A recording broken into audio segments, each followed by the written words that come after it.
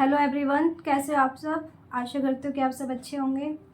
काफ़ी टाइम बाद मैं वीडियो बना रही हूँ, क्योंकि सच कहूँ बिल्कुल मन नहीं कर रहा था कि कुछ वीडियो वगैरह बनाऊँ। जब से यूपी डिजिट का आया था, जो लिंक पीडीएफ आई थी, और उसमें जब अपना रोल नंबर मैं देख रही थी तो वो मुझे नहीं मिला उसमें।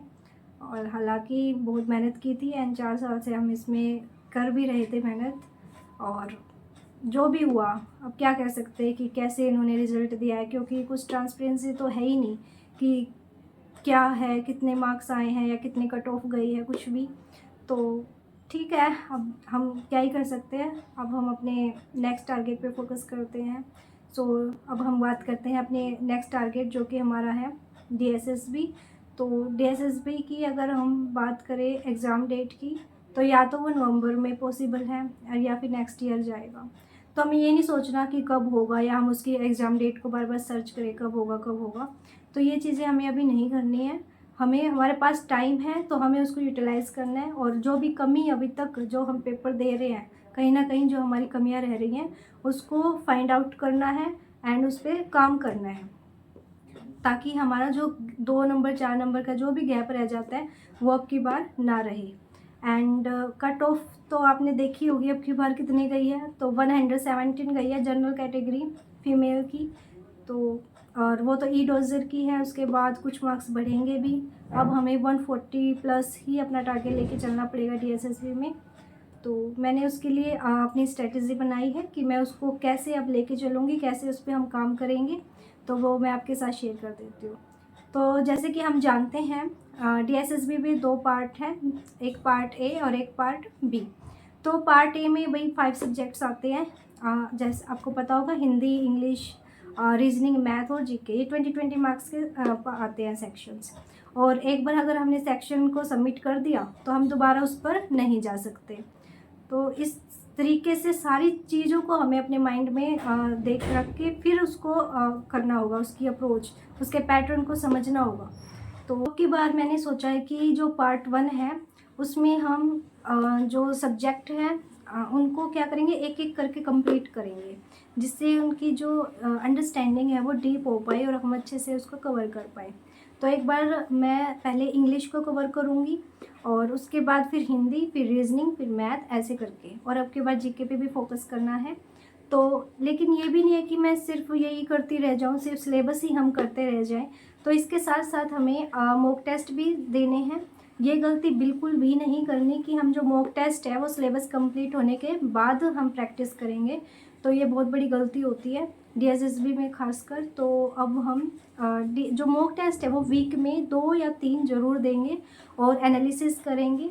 और मॉक टेस्ट का ये नहीं कि हम कहीं से भी दे दें। मॉक टेस्ट जो है वो हम सिर्फ प्रीवियस ईयर क्वेश्चन के जो हैं वही देंगे, जो कि 2026, 2025 में और 2024 में जो है। ताकि इससे क्या होगा ना, हमें डीएसएसबी का पैटर्न जो है वो समझ आ जाएगा। और जो हम पढ़ रहे हैं साथ में सब्जेक्ट वाइज, तो वो भी हमारे टच पे रहेंगे सभी सब्जेक्ट, और हम साथ साथ सिलेबस भी कवर करते रहेंगे। दोनों चीज़ हमारी इससे कंबाइन होकर अच्छे से चलेंगी कि सिलेबस भी कवर हो जाएगा और मॉक टेस्ट से हमारी स्पीड, एक्यूरेसी, ये सारी चीज़ें भी हमारी कंप्लीट हो जाएंगी। और पैटर्न भी हमें समझ आने लग जाएगा जब हम कुछ मॉक टेस्ट दे चुके होंगे। और रही बात पार्ट 2 की, तो पार्ट 2 में भी अब हम ऐसे ही करेंगे।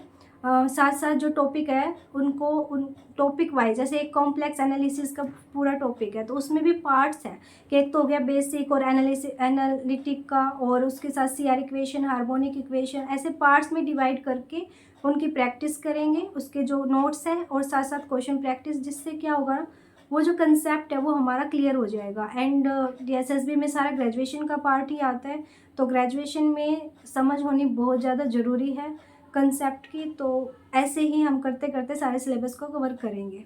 और साथ में रिवीजन पे ज़रूर फोकस रखना है कि जैसे कॉम्प्लेक्स एनालिसिस कंप्लीट हो गया, पहले सिर्फ एक ही टॉपिक को करेंगे कवर, चाहे उसमें 5 दिन लगे, चाहे 7 दिन लगे, चाहे 10 दिन लगे।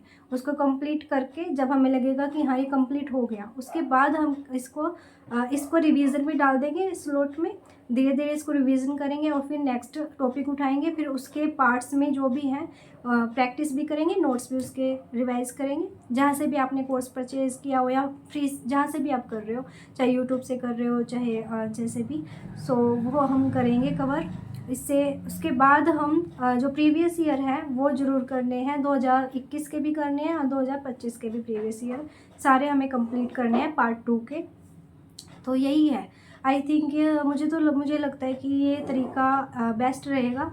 फिर भी हमें कुछ इसमें एडिट करने की ज़रूरत हुई, कुछ और इम्प्रूवमेंट करने की ज़रूरत हुई तो वो हम टाइम टू टाइम करते रहेंगे।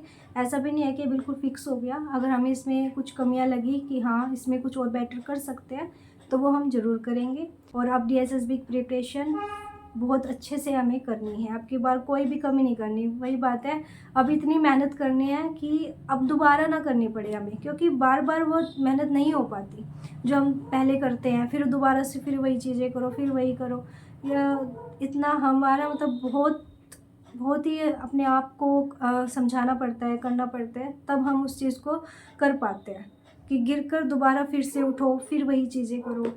सो अब हमें ये चीज़ नहीं करनी, अच्छे से करना है सारी चीज़, एक बार में ही करना है और ज़रूर सिलेक्शन होगा। सो आप भी स्टार्ट कर दीजिए अपनी प्रिपरेशन। अगर DSSB की कर रहे हैं तो आप हमारे चैनल के साथ जुड़ सकते हैं। So thanks for watching and जुड़े रहिएगा चैनल के साथ, सब्सक्राइब जरूर कीजिएगा। सो मिलते हैं नेक्स्ट ब्लॉग में।